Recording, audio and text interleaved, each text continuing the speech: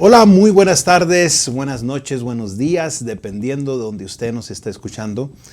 Mi nombre es Javier Galindo y les recordamos que estamos en Frecuencia Interna Podcast, donde compartimos experiencias, compartimos historias para ir creando conciencia, darte esperanza si es que te falta. Y este día tengo a una persona para mí súper importantísimo, porque vamos a estar hablando sobre el libro La fe te convierte en millonario. Vamos a entrevistar a una persona que para mí es una de las más importantes de este proyecto que se está haciendo, La fe te convierte en millonario, 4 pilares para vivir en abundancia. Imagínate una vida en abundancia. Imagínate una vida libre de estrés, una vida libre de culpa, una vida libre de miedo. Imagínate, solamente imagínate todo lo que Dios puede hacer contigo si tú decides entregarle tu vida. Y de eso nos va a venir a hablar nuestro invitado, mi cuñado, mi hermano, mi compadre, amigo de tantas cosas que hemos vivido en la vida. Y él es Miguel Encinas.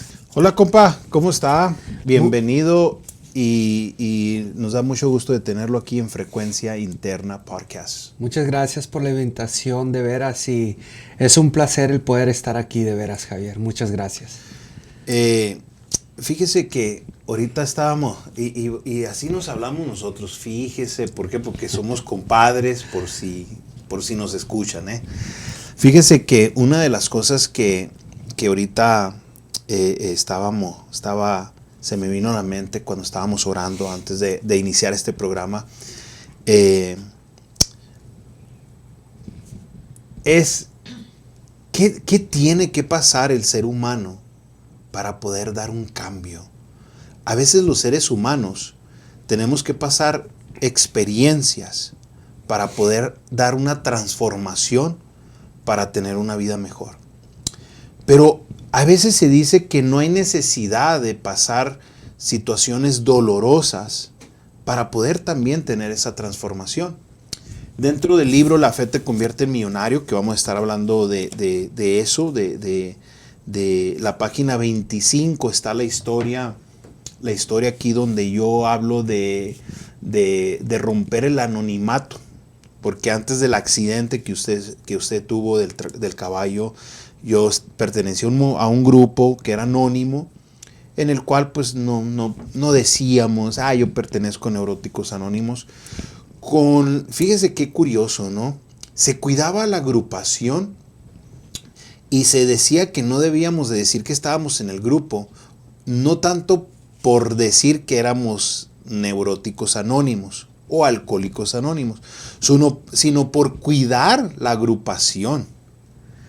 Porque se decía que nosotros podíamos caer en cualquier momento, nos podía ganar la tentación, entonces la gente pudiese pensar que el grupo no funcionaba. Y ahorita nos va a estar hablando de eso, del lugar donde esto está. Porque qué tan importante es cuidar eso, ¿no?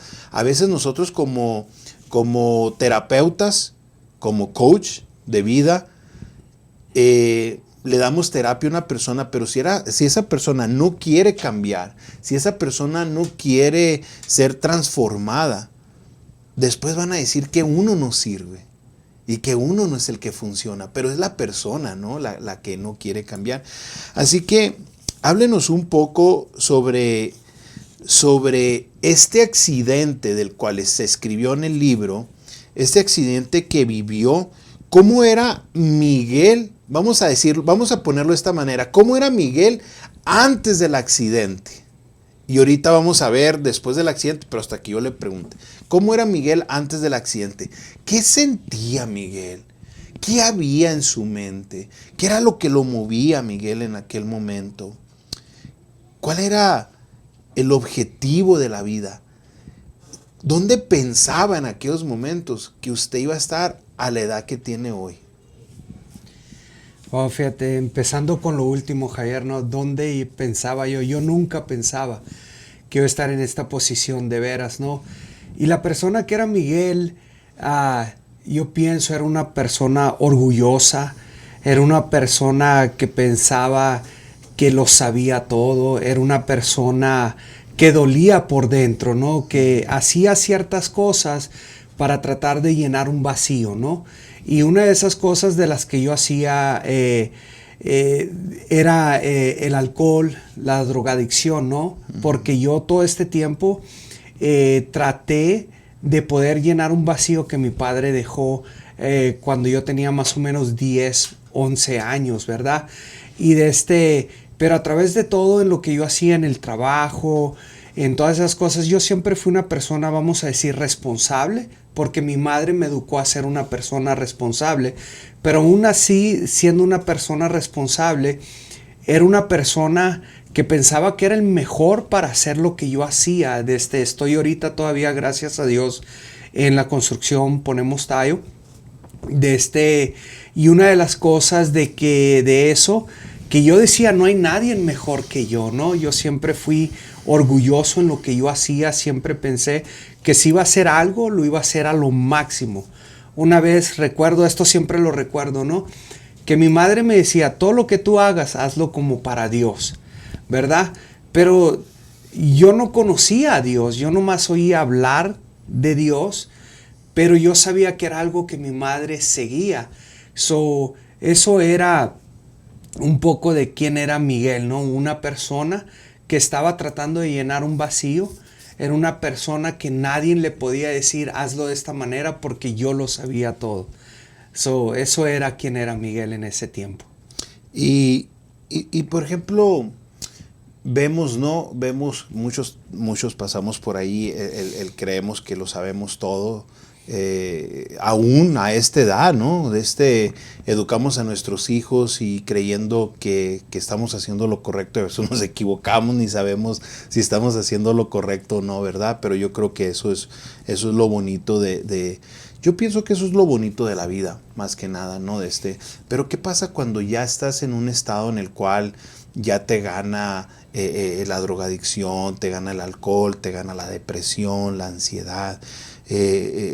¿Tú crees que tú llegaste antes del accidente a ese punto de sentir de cierta manera que ya estaba cansado de estar viviendo la vida que estaba viviendo, o no llegó a ese punto? Fíjate, Javier, es curioso, no llegué a ese punto, lo llegué después, ¿no? Y creo que vamos a llegar a ese punto ahorita, pero yo no había llegado a ese punto. Te voy a decir algo, a mí me encantaba lo que yo hacía, y no me vine a dar cuenta, ¿no? Antes del accidente, yo recuerdo que a mí me encantaba, digo, ¿por qué? Porque todas mis amistades cercanas, vamos a decir, mis amigos más con los que yo me juntaba, hacían lo mismo que yo hacía.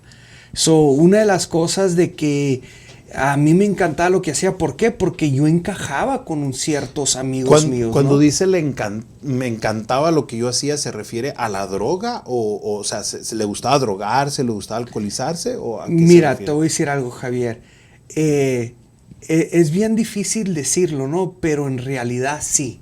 Digo, en mi mente, en aquel tiempo, yo esperaba que viniera el fin de semana porque yo sabía ya lo que iba a hacer. Te digo, y es bien raro decirlo, ¿no? Me encantaba, pero siempre buscaba el tiempo que viniera el fin de semana porque sabía lo que iba a hacer.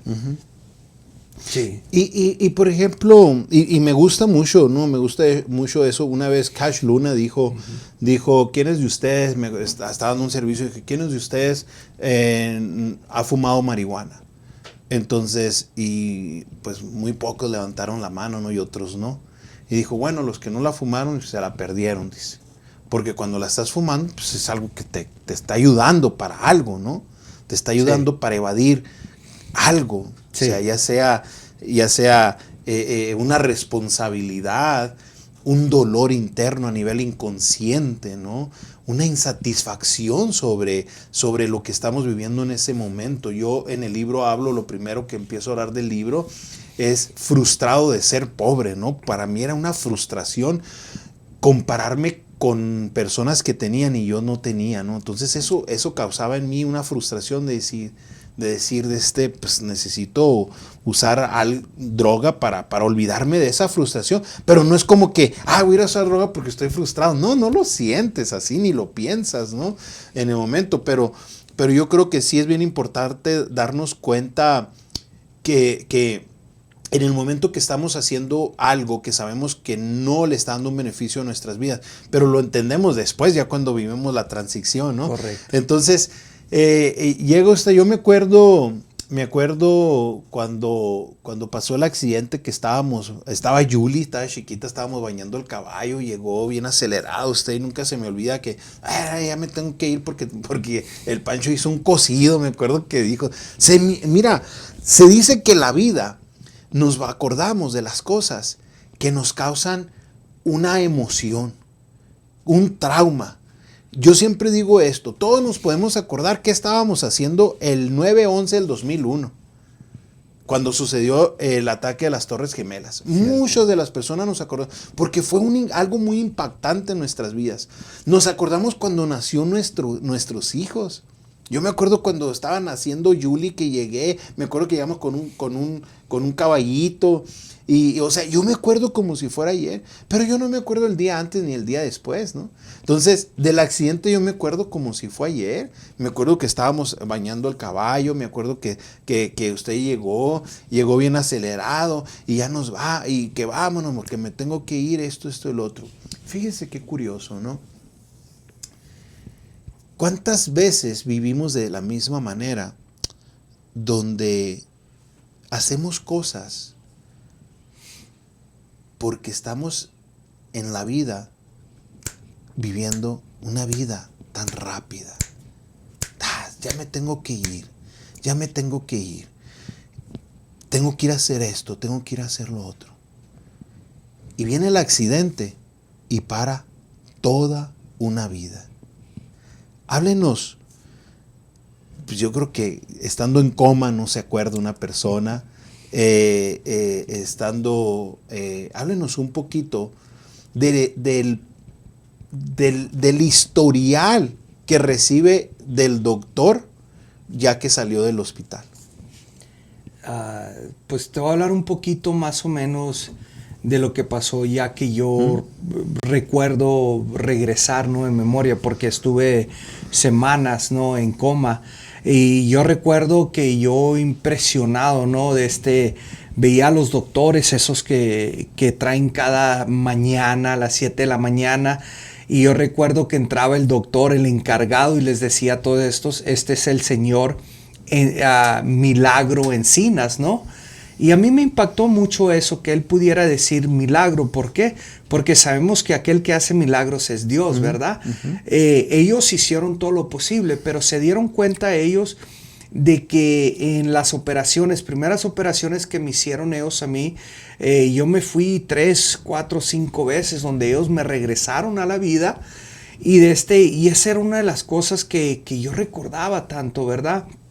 De lo que yo tenía un propósito aquí, ¿no? Y recuerdo en el hospital que fue duro para mí. Yo recuerdo diciéndoles a los doctores, desamárrenme, voy a ir a trabajar y después del trabajo regreso y ya me pueden amarrar otra vez. Pero era algo que por tanto tiempo yo trabajaba para suplir para mi familia, y de repente estoy en una situación y que me tienen todo atado, ¿no? ¿Qué era mi normal?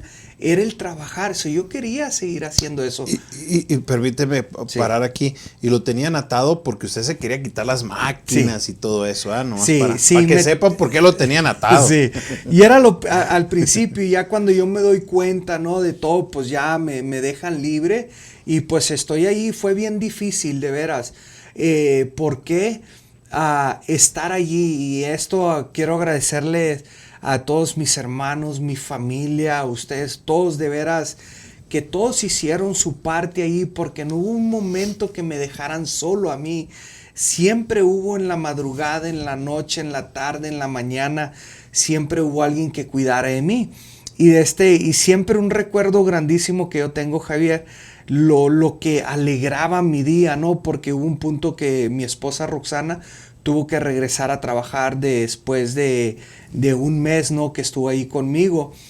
Y yo recuerdo que el día se me hacía eterno, pero ya nomás veía que casi ponían las noticias, sabía que iba a regresar Roxana a visitarme. Y yo recuerdo los tacones esos en el pasillo. Y eso era algo grande para mí, pero sí fue algo grande este accidente que cambió mi manera de ver ciertas cosas, ¿no? Pero aún así, lo más grande de todo no había pasado, ¿me entiendes? Yo pudiera decir que después del accidente, después que los doctores dijeron, Miguel, tú ya puedes hacer lo que tú quieras. Sí, seguro, sí, pues estando no con las buenas amistades, estando con personas que hacían lo mismo que yo hacía anterior, llego a caer de nuevo. Un año después del accidente, 1 año y medio más o menos después del accidente, y Volvió a las drogas, volvió sí, al alcohol y todo eso. volví a las drogas, volví al alcohol, y ahí es el punto donde cuando yo regresé, yo no me sentí igual. Lo hacía, pero lo odiaba hacerlo. Te digo, anteriormente, cuando te decía ahorita temprano que me gustaba, ¿era por qué? Porque yo sabía que iba a llegar el fin de semana. Me gustaba, ¿por qué? Porque iba a poder olvidar cosas que yo venía cargando. Eso era algo que nomás le ponía un tapón o algo monetario a lo que yo venía cargando y sufriendo.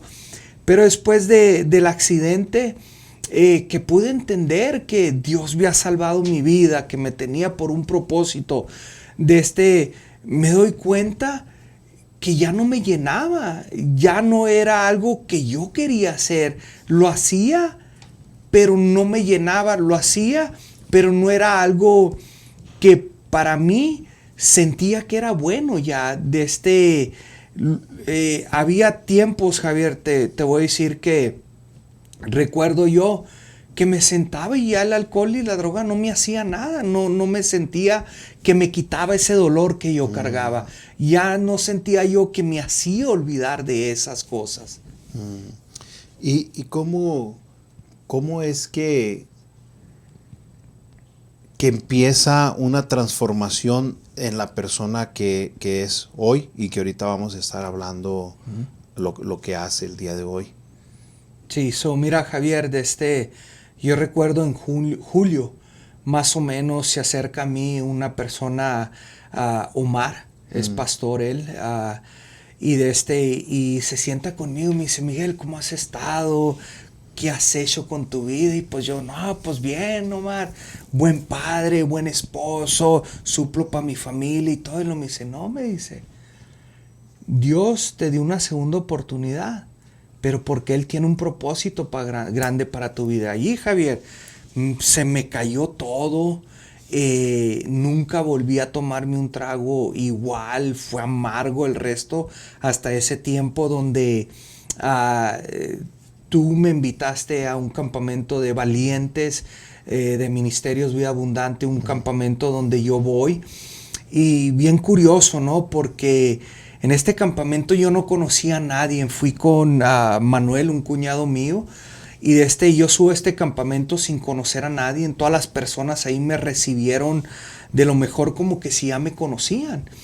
Y recuerdo una vez que creo que fue el viernes por la noche, llegamos allí el 24, jueves 24, y el viernes 25, jueves 23 de septiembre y el 24 de septiembre en la noche, tú estabas haciendo un ejercicio, ¿no? De hablar de dar nuestra película. Y yo recuerdo que yo paso al frente de una fogata, y tú dijiste, vamos a dar nuestra película, pero todo lo vas a traer aquí, y Cristo se va a llevar todo, Cristo te va a limpiar de todo. Y yo recuerdo que yo pasé al frente, yo di mi película, Javier, yo di de momentos que de joven, momentos de mi padre, momentos de esto, que yo sentía esto, cuando mi padre se fue, cuando empecé a usar las drogas, todo eso, toda mi película yo la empecé a dar. Y donde me quebro, Javier, es cuando yo digo, que mi familia, lo que más me pidió mi familia cuando yo estaba en el hospital, que nunca regresara a lo mismo. ¿Sí? Y cuando digo eso, Javier, cae un peso de mí que me cae y me siento libre, ¿no? Y después hicieron un llamado, acepto yo a Cristo como mi Salvador. Y después de ahí, Javier, a la otra mañana y hasta el día de hoy, no he tocado el alcohol ni las drogas. Y eso lo puedo decir. ¿Por qué? ¿Cuántos años tiene de eso? Yo tenía días de cumplir 30 años o a mis 30 años. No, ¿cuántos años tiene ahorita sin tomar alcohol ni drogarse? 30 y ahorita ya tengo 42, 12 años. 12 años. 12 años. Estaba sacando la cuenta. Sí, tengo 42 años ahorita. Sí. Hace 12 años donde allí fue donde vino la transformación, ¿no? Déjeme le hago una pregunta. ¿Vienen a veces momentos en los cuales usted quisiera volver a tomar, volver a drogarse? Fíjate, Javier, cuando yo llego, yo dije, empecé a preguntarle a gente qué es lo que tengo que hacer para mantenerme activo, porque hubo gente que me dijeron, vas a volver a caer, vas a volver a caer. Yo pienso, y te voy a ser honesto, los primeros 4 años fueron fuertes, fueron buenos, ¿no? Que nunca hubo esa tentación, nunca hubo esos deseos. Pero ya como a los 5 años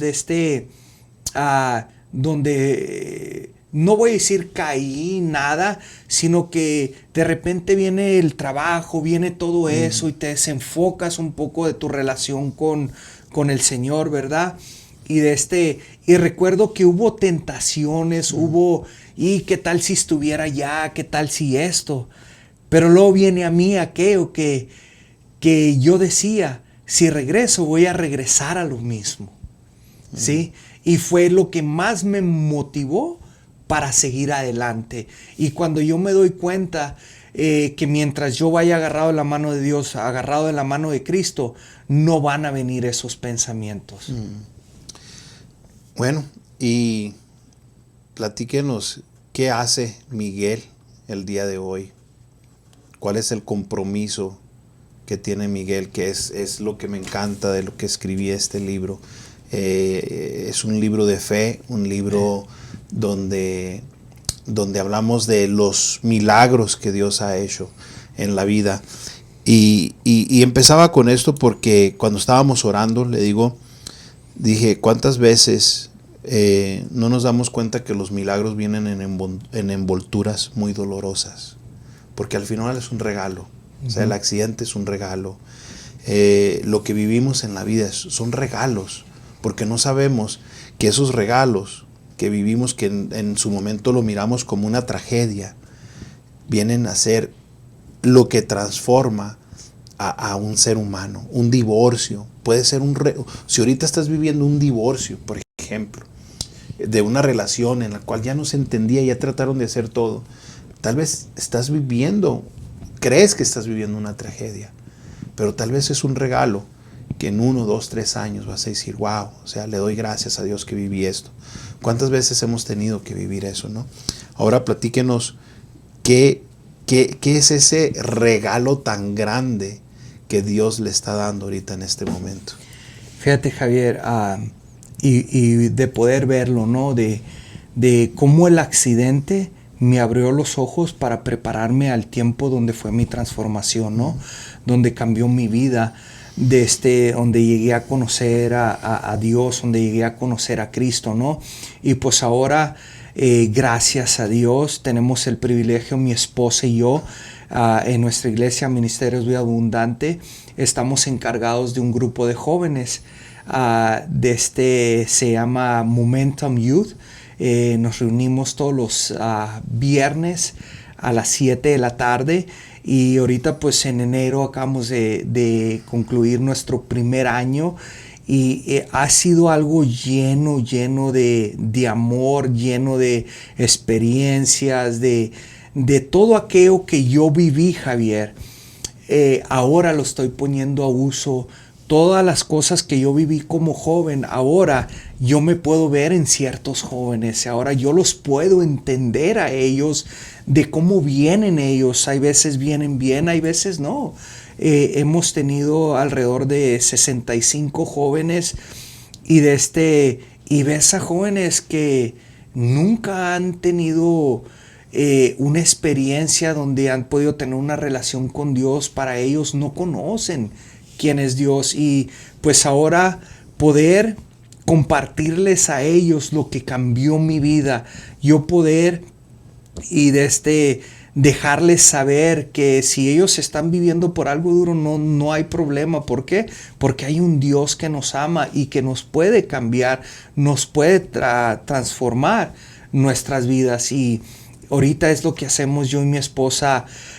Este viernes pasado tuvimos a New Hope, una iglesia de un youth group de Phoenix que vino y nos acompañó. Estuvieron otros 2 grupos de jóvenes aquí también acompañándonos. Tuvimos alrededor de 95 jóvenes, Javier, este viernes, donde estaban todos en un mismo sentir, alabando a Dios. Y la prédica, la palabra que se trajo de esta joven Carolina, estuvo al punto donde ella habló de cómo es ser un joven que falló, pero aun cuando ella falló, Dios pudo perdonar y pudo traer a su vida donde ya no más iba a ser juzgada, donde no más ella iba a decir, oye, pues soy esta joven, sino que sabiendo que Dios perdona. Entonces ahí donde vino la sanidad para ella, fue algo tremendo. Y es lo que hacemos ahora, Javier. Todos los viernes a las 7 de la tarde es donde estamos. Tenemos muchos eventos. ¿De qué edades son los jóvenes? Pues ahorita tenemos de 13 y ahorita el joven mayor que está ahí es como de 22 años. So, si hay jóvenes ahí que tengan, tenemos comida, hacemos un torneo de básquetbol, de soccer, de kickball. Tenemos una jumping castle de boxing con guantes.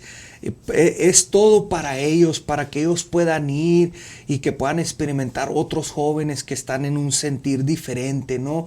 Que esto sea un lugar donde ellos van y pueden compartir con otros jóvenes en un viernes sin tener que ir a hacer cosas como las que yo hice, ¿verdad? Tiene que ser, el joven que participe dentro de esta iglesia tiene que ser cristiano, ¿cuáles son los requisitos? Que sean jóvenes, Javier. Ahorita, cuando nosotros empezamos con 14, 16 jóvenes que eran de casa. Y al llegar a los 60 y algo jóvenes, eran jóvenes que nunca habían tocado en una iglesia. Y no tienen que ser jóvenes que sean cristianos o de cierta religión, no. Pero algo que sí, yo comparto lo que cambió mi vida. Porque yo sé si Dios cambió mi vida, la puede cambiar con cualquier persona. Así es. El tiempo ya me hicieron señas, ¿no? que se nos fue el tiempo. Dentro de este año, una experiencia, un testimonio de un joven que haya llegado así y hoy está asá. Wow, Javier, son muchos. De veras. Uno. Ok. Te voy a contar uno. Un joven que fue nomás por un primo de él. Uh-huh. ¿Sí? Este joven llegó, no saludaba a nadie, andaba caminando atrás de su primo. Él llegó y... con miedos, inseguridades. Con un miedo grandísimo, con inseguridad grandísima, Javier. Y pues tuve el privilegio de ir al Paso, Texas, para algo que tuvimos de hombre a hombre, ¿no? Y cuando es uno de mis líderes, porque a él fue uno de aquellos que se escogió como líderes por el cambio que él hizo, ¿no? Uh-huh. Tiene 18, 19 años el joven. Y yo me voy. Pues antes de irme, yo dije, ¿quién de ustedes quisiera traer la palabra? Yo fui que él iba a ser el que no iba a decir, yo dijo. ¿Y cuánto tiempo tiene desde que inició a ese momento? Tiene un año. Un año, Tiene ok. un año él. Ok, perfecto. Y fíjate, déjate digo algo, Javier. En lo que él predicó, dijo, yo quisiera ser el mejor basquetbolista, yo quisiera ser el de mejor carisma, no tener lentes, yo quisiera tener novia, dijo, en todo esto. Pero ¿saben qué? Yo no tengo que buscar eso porque Cristo ha llenado mi corazón y yo no necesito las cosas externas. O sea, que a él le hubiera gustado haber sido eso, Sí. y ahora se da cuenta, wow. Se da cuenta que Cristo puede llenar ese vacío. Y cuando regreso para atrás con los jóvenes, me dice, Miguel, ya no tienes que traer tú la palabra. Dice, él ya la puede traer de lo grande que hizo. Hemos visto eso, Javier, de jóvenes que entran con un miedo, con una inseguridad. Pero es algo que entre jóvenes se van acomodando. Y después a lo último viene siendo la palabra que viene, mora en nosotros y nos da nos da esa paz, eso que necesitamos nosotros para no andar buscando las cosas externas. ¿Qué consejo le darías a una persona, a un joven que esté pasando ahorita por depresión, que se usa mucho ahorita, está altísimo el suicidio, que tiene pensamientos de suicidio, que tal vez siente que su vida ya no hay esperanza? ¿Qué consejo le darías a un joven que esté pasando por eso en este momento? Pues mira, lo que yo le pudiera decir a ese joven, que hay cosas aún más grandes. Dice la palabra de Dios que Dios nos conocía desde el vientre de nuestra madre, ¿verdad? Y que desde entonces Él te conocía y que te había apartado para cosas aún más grandes. Pero muchas veces nos enfocamos en las cosas de la gente que nos rodea. Algo que yo te pudiera decir, que Dios te ama y que Dios te hizo con un propósito. Así como a mí me hizo con un propósito, así como a mí me apartó de todas esas cosas, yo sé que Dios tiene algo grande para tu vida. Sí, qué bonito, ¿no? Y fíjese que a veces decimos, Dios te ama. Dios te ama. Pero yo creo que si aquí los jóvenes están yendo es porque ustedes también los aman. Amén. Y eso hay que también enseñarlo. Y algo que quiero compartir yo y que quiero decir, ahorita antes de esta entrevista tuvimos otra entrevista donde hablábamos acerca de los milagros que Jesús vino a hacer este planeta Tierra. Y Jesús decía, tu fe te ha sanado. Tu fe. Él nunca dijo, yo te sané. A veces tenemos que entender eso, que si usted fue transformado, al final fue porque usted quiso. Dios quisiera transformar a todo el mundo y está para transformar a todo el mundo, pero si nosotros no queremos ser transformados, no vamos a permitirle a Él que haga su proceso. Entonces yo creo que sí es muy, muy, muy necesario poder enseñar a las personas, creo desde su experiencia, que tiene que ver mucho el deseo de nuestro corazón. Así que joven, si nos estás escuchando, y si tú realmente quieres transformar tu vida, quieres vivir una vida en paz, quieres vivir una vida feliz. Yo veo a estos jóvenes felices viajando por todos lados. A veces creemos que lo que estamos viviendo es lo más alto de la felicidad que conocemos. Lo que la droga nos da, lo que el mundo nos está dando, los videojuegos que ahorita la gente se pierde en los videojuegos, piensas que es lo último, pero cuando empiezas a salir al mundo, empiezas a explorar, empiezas como este joven a hablar en público, imagínate transformar vidas. No, hombre, no tiene precio, no tiene precio. Así que muchísimas gracias por el trabajo tan grande que están haciendo. Me gustaría volverlo a tener porque hablamos muy poquito del accidente. Aquí está en la página 25. La fe te convierte en millonario. Si quieres aprender más de Miguel. Al último está vamos a estar poniendo aquí una foto de cuando él estaba en coma en el hospital y también de su esposa cuando estaba embarazada y esperando. Yo creo que Rubí fue esa esperanza, ¿no? Es lo que lo motivó.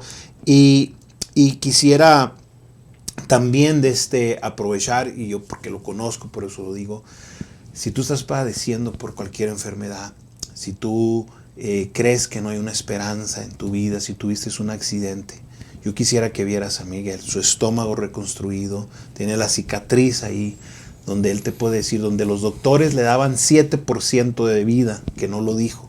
7% de vida. Todos los doctores salían en la noche y decían, no, es que no va a amanecer. Y cada día nos decían, es que no va a amanecer. Y aquí está. Y no nada más está. No nada más está con nosotros, sino está transformando vidas para Dios. Muchísimas gracias, compa. Gracias. Un y placer. les recordamos que se suscriban a nuestra página. Es un podcast para crear conciencia y compartir con ustedes estas experiencias que puede traerle un cambio de percepción a sus vidas. Nos vemos y hasta la próxima.